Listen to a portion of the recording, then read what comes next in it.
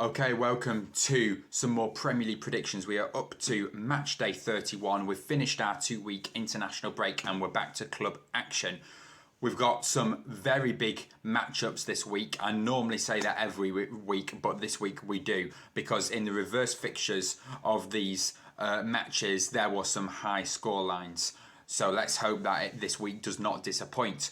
We're going to start straight away with Liverpool at home against Watford. Liverpool 1 point off first place now. The gap is closed on Man City and Liverpool. Those top two teams. Who's going to lift the title at the end of the season?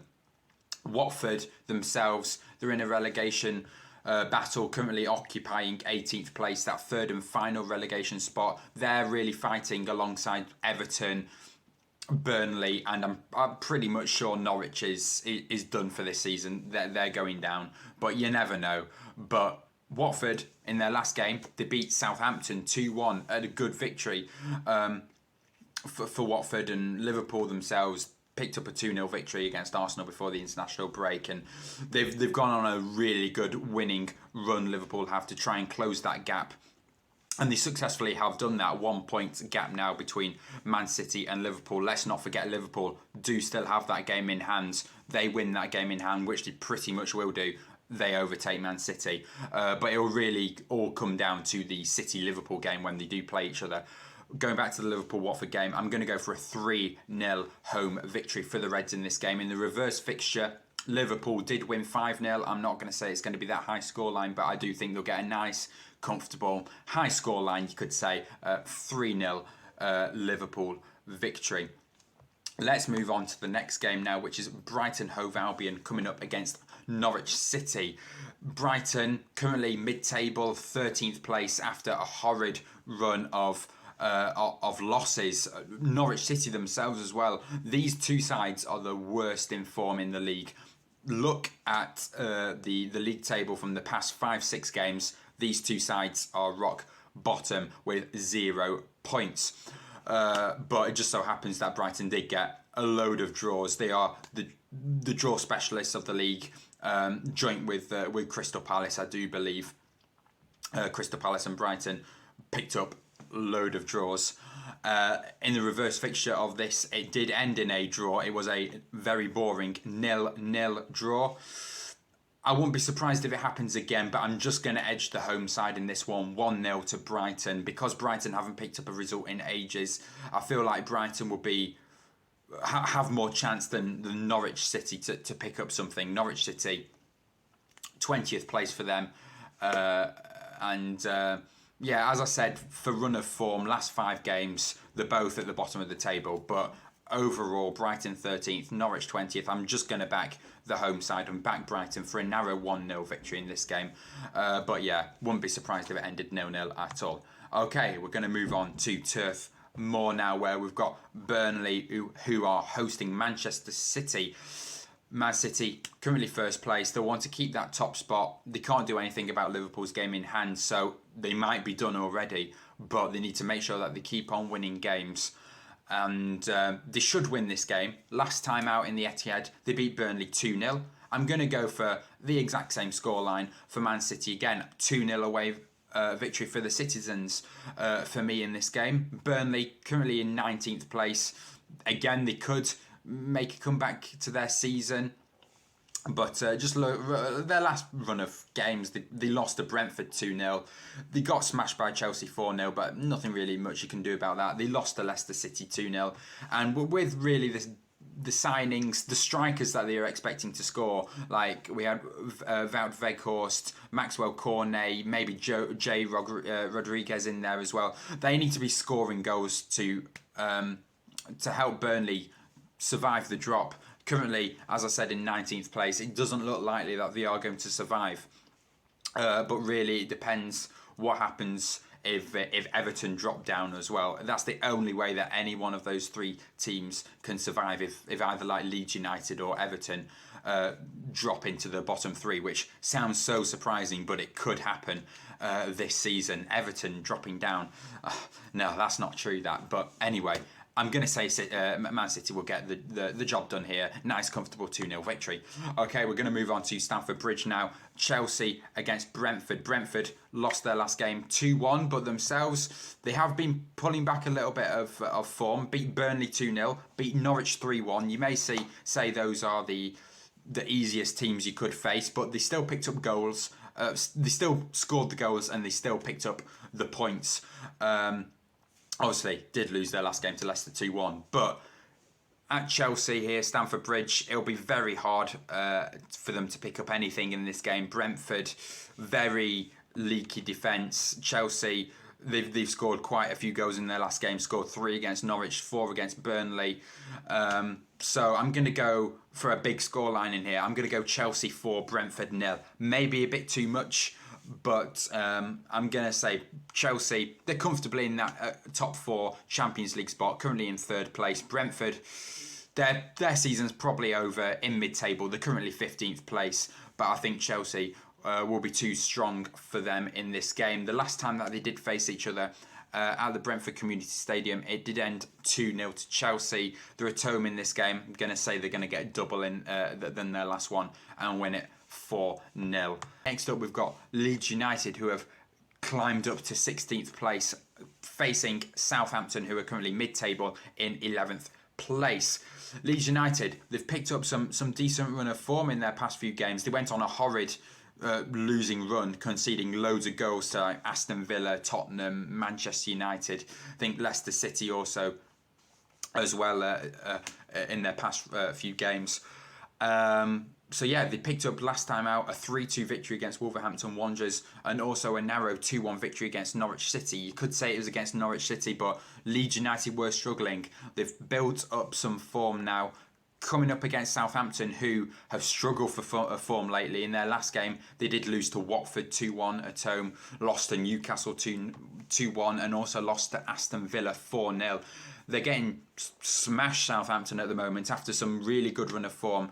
They're picking up on some losing streak currently at the moment, but that's really what happens with Southampton. It's all like flat, the wins, the draws, the losses, all set up for a perfect mid-table finish every single season. That happens. I'm going to go for a draw in this game. I'll go for a high scorer, a 2-2 draw. Last time these two sides faced, it was a 1-0 victory to Southampton. But just with the recent run of form, I feel like Leeds United will be a bit more confident coming into this game. But Southampton themselves do need to pick up a result soon as well. They're not in any danger of getting relegated, but you know, just a nice mid-table finish. I think they'll get a draw in this game. So I'll go for a 2-2 draw. Next up is Wolverhampton Wanderers against Aston Villa. Both sides either win or losses at the moment, but both teams lost in the last game. Wolverhampton Wanderers, as I said before, with Leeds United. Leeds beat them 3-2. Aston Villa lost to Arsenal 1-0 in their last game as well. Aston Villa and Wolverhampton Wanderers, last time they played, it was a 3-2 victory to Wolverhampton Wanderers. Can they do the double?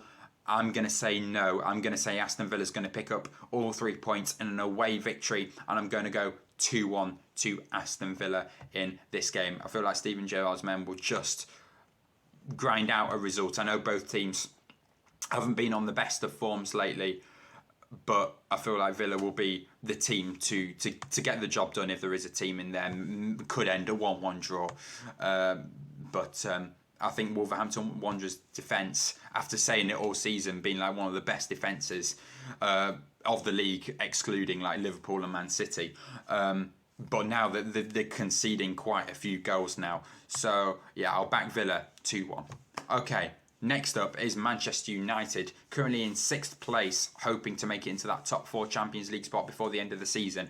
Coming up against Leicester City, who are in 10th place, that do have games in hand that maybe could climb up the table for some European competition place, if it's like the Europa League or Europa Conference League. Leicester, last time out, beat Brentford 2-1. Man United beat Tottenham 3-2 before the international break. Last time these two sides faced, it was big scoreline. It was a 4-2 victory to Leicester City at the King Power Stadium.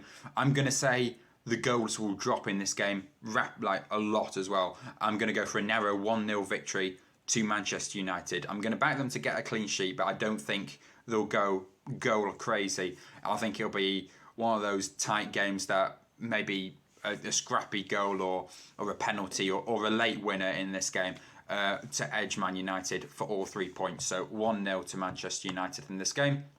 And then next up we've got West Ham, currently themselves in 7th place, also looking for some European competition for next season, coming up against Everton, struggling Everton in 17th place, just above the relegation zone. Yeah, last time these two sides faced was a 1-0 victory to West Ham. I'm going to say West Ham to pick up all 3 points again, but I'm going to go for a 2-0 victory at home at the London Stadium. Everton really struggling. They lost in the FA Cup to Crystal Palace. I think it was like 3-0, 4-0, something like that. So even though Everton did pick up their first victory in ages in the league against Newcastle when they beat them 1-0 last time out, they had a horrid FA Cup game against Crystal Palace. And even though, as I said, they've picked up their first victory in the league in ages, I don't think they'll be able to capitalise on that. And I think it will go back to losing ways. And as I said, it's really up to Burnley and Watford what they do, whether or not Everton's going to survive in the Premier League, ready for next season. But I'll go 2-0 to the Hammers in this game. And then we have got 2 more games left. Tottenham against Newcastle. It was a 3-2 victory to Tottenham last time these two sides faced at I've gone blank what the stadium scored, but at Newcastle it was their first game with the new owners, St James's Park. There you go.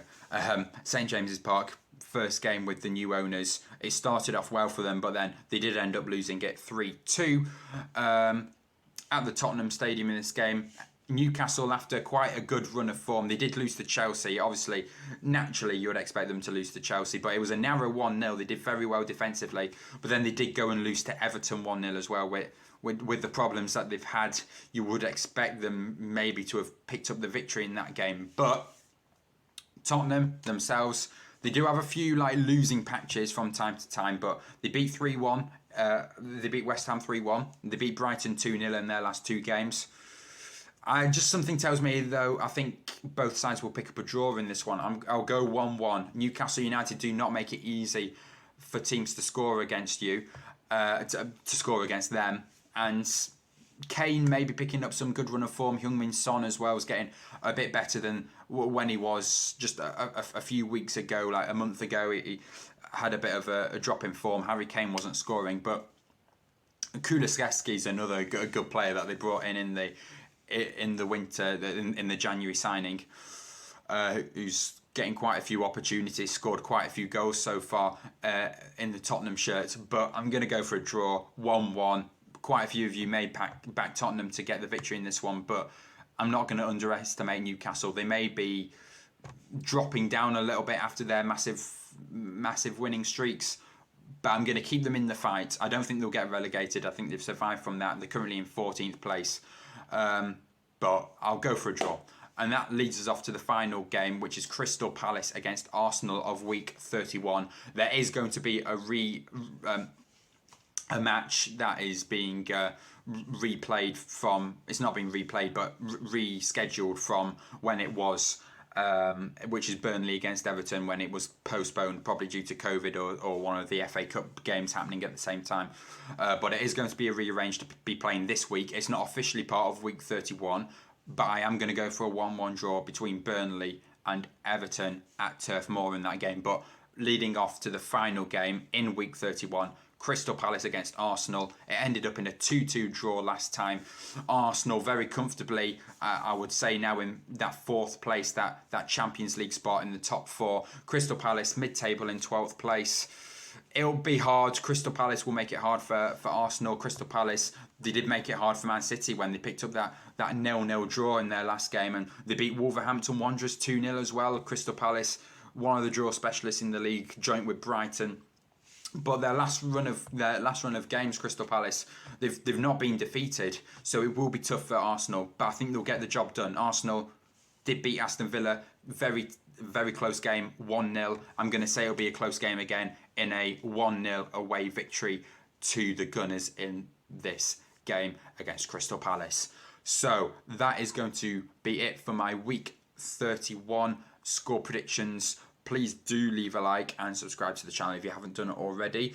More football content coming soon, like Championship, Premier League, also World Cup stuff coming soon as well, with the Qatar 2022 World Cup happening this winter also, so stay tuned for them. I'll see you all in my next video. Bye.